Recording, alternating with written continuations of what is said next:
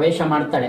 ಆ ರೂಮ್ ಸಂಪೂರ್ಣ ಧೂಳಿನಿಂದ ಕೂಡಿರುತ್ತೆ, ಹಳೆಯ ವಸ್ತುಗಳು, ಹಳೆಯ ಇವೆಲ್ಲ ಕೂಡಿರುತ್ತೆ. ಅವಳು ರೂಮ್ಗೆ ಪ್ರವೇಶ ಮಾಡ್ತಾಳೆ. ಆ ರೂಮ್ ಸಂಪೂರ್ಣವಾಗಿ ಧೂಳಿನಿಂದ ಕೂಡಿರುತ್ತೆ. ಮಧ್ಯದಲ್ಲಿ ಒಂದು ವೀಣೆ ಇರುತ್ತೆ. ಮತ್ತೆ ಗೋಡೆಯ ಮೇಲೆ ಆ ನಾಗವಲ್ಲಿಯ ಸುಂದರವಾದ ನಾಟ್ಯ ಅಂತಂದ್ರೆ ಡ್ಯಾನ್ಸ್ ಮಾಡುತ್ತಿರುವ ಒಂದು ಸುಂದರವಾದ ಫೋಟೋ ಅವಳ ಕಣ್ಣು ಮುಂದೆಗೆ ಬೀಳುತ್ತೆ. ತಮ್ಮ ಅರಮನೆ ಬಳಿ ಇರುವ ನದಿಯ ದಡದಲ್ಲಿ ಮಯೂರಿಯು ತನ್ನ ಗಡಸಾದ ಧ್ವನಿ ಅಂತಂದ್ರೆ ಪಾತಾಳದ ಧ್ವನಿಯಲ್ಲಿ ರಾರಾ ಜಾನುಬಾವು ರಾರಾ ಅಂತ ನೃತ್ಯವನ್ನು ಮಾಡ್ತಾ ಇರ್ತಾಳೆ. ಅದನ್ನು ಗಮನಿಸಿದ ಅಪ್ಪ, ನನ್ನ ಮಗಳು ಯಾಕೋ ಬದಲಾವಣೆ ಆಗ್ತಿದೆಯಲ್ಲ ಇವಳ ದೇಹದಲ್ಲಿ ಅಂತ ಒಬ್ಬ ಗುರುಜಿ ಹತ್ರ ಹೋಗ್ತಾನೆ. ಆ ಗುರುಜಿಯ ಹೆಸರು ಶ್ರೀಧರ್ ಗುರುಜಿ.